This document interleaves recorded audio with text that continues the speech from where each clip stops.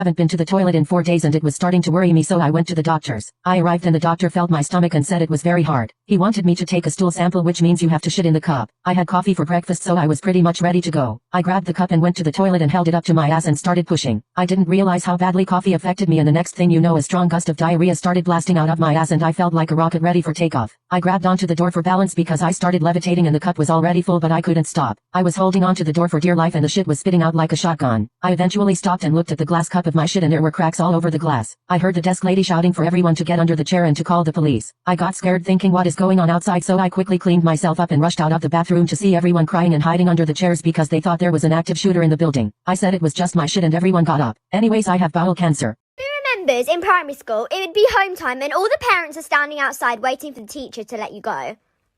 And then suddenly a very serious crime happens in the classroom. Your teacher has discovered that there is one glue stick without a lid on it. She would say, excuse me everyone, where is the missing glue stick lid? You are not leaving until somebody finds it. Everyone is on their hands and knees, desperate to find the stupid piece of plastic. Like love, it's only a piece of plastic. Nobody wants to steal it. No one wants to sell it. It's worthless.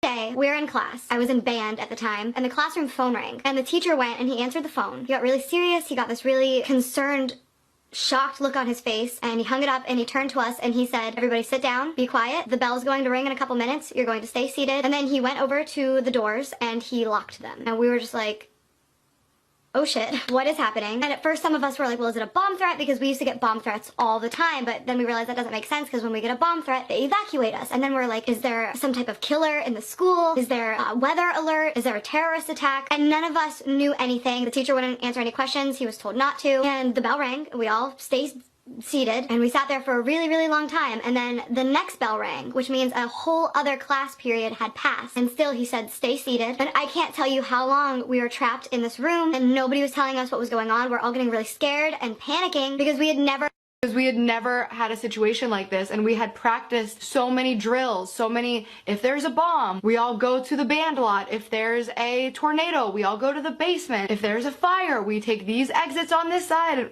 We always had a plan, and this was just something that we had never planned, and nobody was telling us anything. So eventually, they're texting their parents and calling their parents, and they're saying, do you know anything about this? And the parents are all freaking out, and now it's like an ordeal. Some of the parents started listening to the police scanners, and it was getting back to us that there were ambulances outside of our school, and we're just like... And at this point, a lot of us are panicking because we think there's some type of shooter or something, because that makes sense. Like, okay, the doors are locked. They're telling us to be quiet. They're telling us not to move. They're telling us not to leave. There's ambulances outside. And finally, they just opened the doors and let us go. And they wouldn't tell us anything still. So we're just like, okay, we just sat in this classroom for like hours. There's ambulances outside of our school, and you're just gonna room for like hours. There's ambulances outside of our school, and you're just gonna let us go to our next class? So you can probably tell by the title of this video what happened. A girl died in class during school hours. And here's the story on that. So earlier in that day, around like first, second period, somebody sold her a bunch of Oxycontins. She, during school, took all of them. She ended up going to her 7th period class at 3rd period, and she walked in and the teacher was like, honey, what are you doing here? And she said, oh, I'm here for class. And the teacher was like, you're not here until later, honey. It's only 3rd period. And I wasn't here for this, but supposedly when she walked away, she said to somebody else, oh, she's on something, or she's drunk or something. But it was obvious that she was on something. So she went a couple classes later and she put her head down on the desk. She was sleeping, and she was just kind of one of those students who, you know, showed up late and slept in class. Obviously didn't show a ton of interest in her. He was an amazing teacher. He was a caring teacher, but he didn't wake her up. For I don't know what reason it was. I don't know if he just thought, you know, you can only try so hard to make somebody interested in class. I don't know if he figured, you know what, she could really use the sleep, just let her nap. But that class was over and the bell rang and everybody got up, but she stayed seated laying on her desk like this with her head down, and she wasn't getting up. So somebody who was sitting next to her nudged her and was like, hey, wake up, class is over. And she didn't move, and then she nudged her a little harder to wake her up, and that is when her arm fell completely limp to the side of the desk. So obviously at this point, people start panicking. They roll her over and she is completely blue. I don't know how long she was out. I don't know how long she wasn't breathing, but she had completely OD'd and had not been receiving oxygen for enough time to turn her blue. That is when the ambulances were called. That is when the school was put on lockdown. She was taken out, obviously, and she died that day. So in 4th grade, I moved to a new school. And it's a pretty nice school. I'm friends with some people, whatever. Well, we have a substitute coming on a Friday. And on Fridays, everybody gets popcorn at our school. So we're all in class eating our popcorn when the substitute comes up to this girl we'll call Taylor. So the substitute kind of just stands over her and watches her eat her popcorn. And then she goes, you shouldn't eat that, you're a pig. And dude, she started crying. So she gets up to the front of the classroom and she's like talking about how much we should be eating, practically body shaming a bunch of 4th graders. And she keeps going up to this girl, Taylor, and just freaking, like, calling her a pig, calling her nasty, like, literally coming for her. And then I think she dropped some on the floor, and, like, dude, the teacher went off on her. Eventually, she got so mad, she grabbed a desk and flipped it over. So Taylor was obviously crying for the rest of the day because this teacher was literally body shaming her. So the following Monday, when the teacher comes back, we all tell her what happened.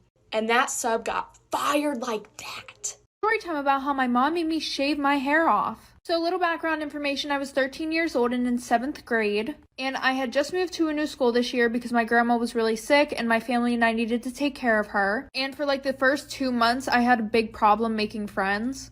Until I met my best friends, Ashley and Nicole. Ashley was super sweet and Nicole was kind of, and I was in between, so we kind of all balanced each other out. But fast forward to later on in the year, we met this one girl named Kelly. And I'm not gonna lie, she was super nice but really annoying. She would always try to talk to us, always try to hang out with us. She was literally stuck 24/7. And the one day Ashley convinced Nicole and I to have a sleepover with Kelly and her. So we say yes, and Nicole, Ashley, and I are all texting in the group chat. Nicole goes, well, I'm not going to promise that I'm going to be nice to her. And she actually said that we were going to play a prank on her. And that's when Ashley bailed because she didn't want to be a part of it. Like for part 2.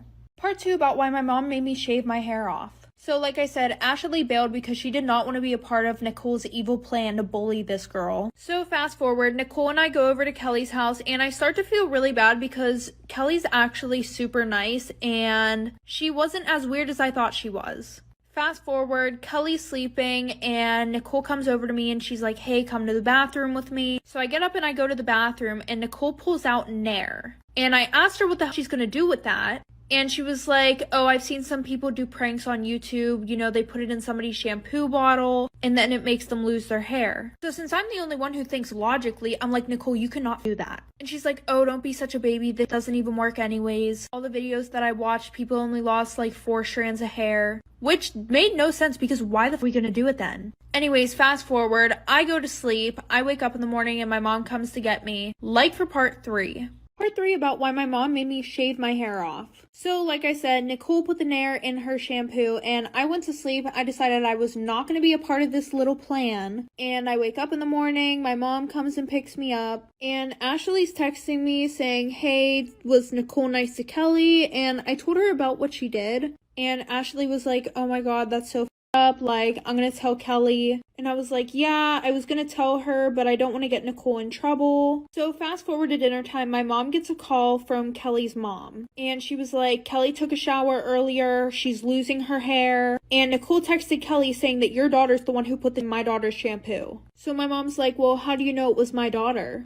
And she was like, Nicole also said that she saw the Nair bottle in your daughter's backpack. So my mom runs up to my room, she finds the Nair bottle in my stuff, which obviously Nicole put there. But my mom wouldn't listen to me. me, so eventually she sat me down in the kitchen and shaved my hair. One time we had a show and tell. I brought some of my squishies because they were popular. Slime and squishies were both popular that year. I brought my rarest and most expensive squishies because I was dedicated to win the show and tell. The teacher said that whoever brought the best item, they would win something out of the prize box. These kids were bringing the most basic boring shit ever, like this one kid named Chattanooga who brought these ugly crusty ass rocks they said were found on the moon. I've seen that rock in my front yard, so shut the fuck up. This other kid brought their stained white Crocs. What the fuck is so special about those dusty ancient moldy off-brand athlete's foot dunker monkey cock stain offensive Crocs? When they took their croc off their foot I could smell it from the back of the class. It smelled funky, dunkeroy, hunkeroy, crunky, chunky, smelly, New Delhi, pork belly. Then they called me and it was my time to shine. I took out each and every one of my squishies and people started to laugh. I grabbed my real Kuma squishy and all of my other ones and started yonky bonkying everyone. I knocked Smelly Kelly's front tooth out. I snatched Squash and Natasha's weave out her head and I ripped out Fat Pat's fake eyelashes. I was sent to detention and threw my extra squishies at the principal and the front desk lady. I was sent home and was expelled. I became sick and couldn't go back to school for a week.